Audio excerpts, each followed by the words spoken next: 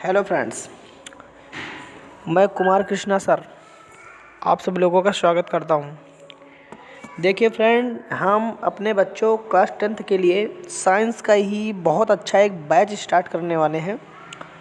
तो जो बच्चे 2021 में यूपी बोर्ड की तैयारी कर रहे हैं, परीक्षा भी नज़दीक आ रहा है धीरे धीरे, तो उसके लिए हम ऑफलाइन भी कोचिंग कराते हैं और ऑनलाइन भी कराते हैं। तो इसलिए वीडियो देखो और अगर काम का चैनल लगे तो सब्सक्राइब भी कर लो और वीडियो अच्छी लगे तब शेयर भी करो। ठीक फ्रेंड, तो देखते हैं।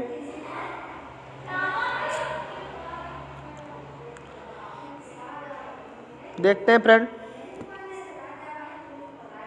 देखो जो लेसन मैं शुरू करने वाला हूँ इसका नाम है कार्बन और उसके यौगिक। क्या नाम है? कार्बन और उसके यौगिक। तो कार्बन और उसके यौगिक में पढ़ना क्या क्या है ये चीज़ देख लो। जो इम्पोर्टेंट है फ्रेंड, जो सूत्र याद ही करने होंगे तो फ्रेंड उनको हम लेकर आए हैं, जो कि याद ही करना पड़ेगा। ठीक फ्रेंड, देखो फ्रेंड, यहाँ पर जो आपको सामग्री दी जाएगी ये रसायन विज्ञान की है। और दूसरा जो दी जाएगा, अगर वीडियो को पूरा देखते हो तभी समझ पाते हो, अन्यथा नहीं समझ पाओगे। क्योंकि फ्रेंड पूरा देखोगे तभी तो समझ में आएगा ना। आगे देखते हैं, तो चलते हैं फ्रेंड। यहाँ पर देखो सूत्र कई सारे देख रहे हैं जो कि परीक्षा के व्यू से बहुत ही इम्पोर्टेंट है। जो परीक्षा के व्यू से बहुत इम्पोर्टेंट है। जैसा कि फ्रेंड पहला आपको दिख रहा है, यहाँ पर मीथेन दिख रहा है। क्या लिखा है? मीथेन।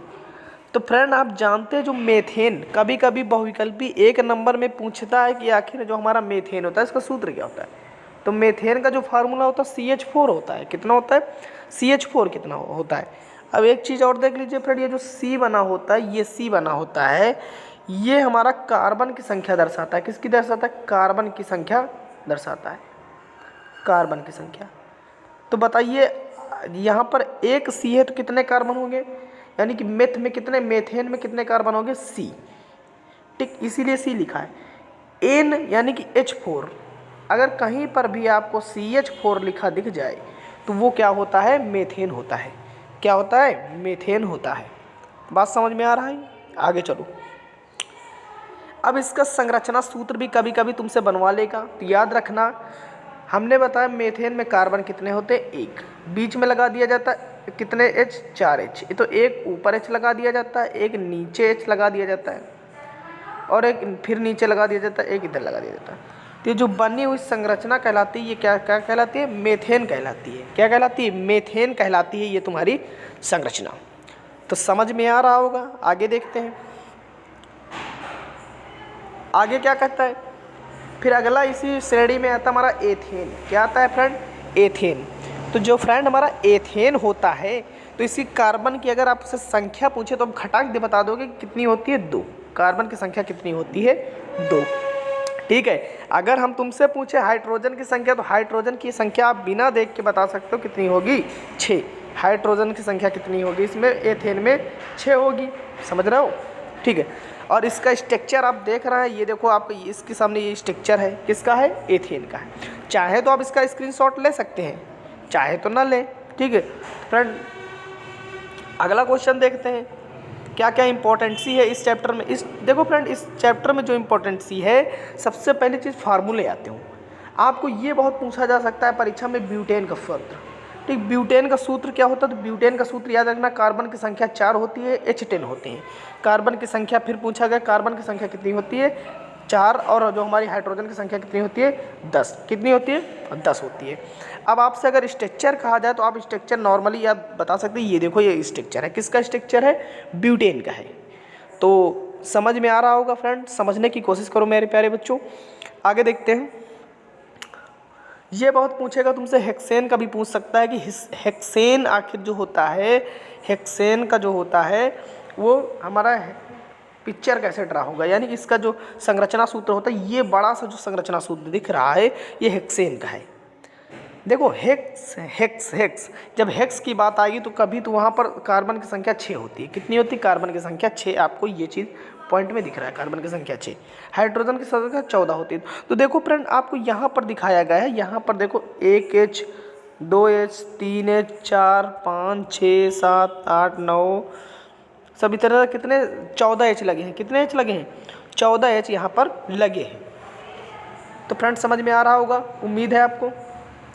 फ्रेंड तो ये हमारा जो आ रहा है इस बार, ये हमारा अभी तक जो सूत्र बता रहे थे वो पार्ट नंबर 1 के बता रहे थे। अब जो बताएंगे आपको, हम बताएंगे पार्ट नंबर 2 के महत्वपूर्ण सूत्र। देखो फ्रेंड, जब तक ये जो कार्बन और उसके यौगिक है, इसमें सबसे ज़्यादा तुमसे पूछता है एल्काइन का सूत्र और प्रोपीन का सूत्र।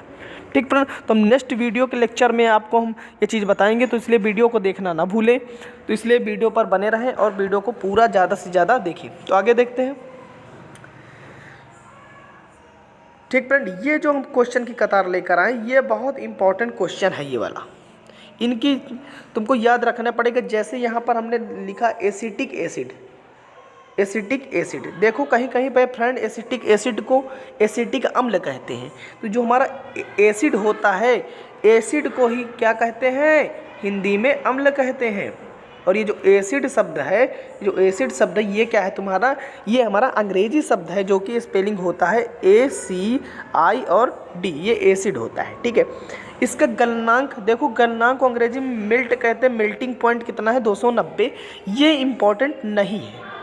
ये जो क्रॉस वाला सिंबल है, ये इंपॉर्टेंट, ये सारा ये नहीं है। ये कभी नहीं पूछता है एग्जाम, ये कभी नहीं पूछेगा ना, तुम्हारा गलनांक पूछेगा। तो आपके मन में खटक ये उठ रही होगी, आखिर पूछा क्या जाएगा फिर?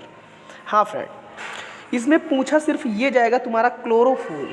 ठीक, क्लोरोफॉर्म का सूत्र पूछा जा सकता है। परीक्षा में मेथेन का सूत्र पूछा जा सकता है। एसिटिक अम्ल का सूत्र पूछा जा सकता है। एथेनॉल का सूत्र पूछा जा सकता है। ये भी पूछा जा सकता है किसको हम एथेनॉल कहते हैं। तो friend very very important, ethanol double tick कर लो, एथेनॉल पर डबल टिक कर लो। जो एथेनॉल होता है फ्रेंड, इसका कुछ न याद करना, तो इसका फार्मूला सिर्फ रट रट डालना। ठीक फ्रेंड, इसका फार्मूला क्या होता है? इसका फार्मूला हमारा बड़ा आसान है, CH3CH2 और OH, CH3CH2OH, याद हो गया। क्लोरोफॉर्म का क्या होता है? क्लोरोफॉर्म का इंपॉर्टेंट जो है CHCl3 होता है। ठीक है, फिर से मैं बता रहा हूँ फ्रेंड, इसका जो ये तुम्हारा मेल्टिंग क्वथनांक दिया गया, ये चीज़ तुमको नहीं पढ़ना है। ठीक फ्रेंड, पढ़ना है तो सिर्फ और सिर्फ इसके क्या पढ़ने हैं? फार्मूलाज पढ़ना है। यानी एसिटिक अम्ल का फार्मूला CH3COH, क्लोरोफॉर्म का याद कर लेना, एथेनॉल का CH3CH2OH और मेथेन CH4। ये जो है ये फार्मूले इंपॉर्टेंट होते हैं। ठीक फ्रेंड, तो मुझे उम्मीद है फ्रेंड आपको ये वीडियो बहुत अच्छा लगा होगा। अगर अच्छा लगा हो तो लाइक का एक बटन दबा दीजिए और वीडियो को ज़्यादा से ज़्यादा शेयर कर दीजिए। जय हिंद, जय भारत मेरे दोस्तों, मेरे प्यारे बच्चों। फिर मिलेंगे अगले नेक्स्ट वीडियो के साथ।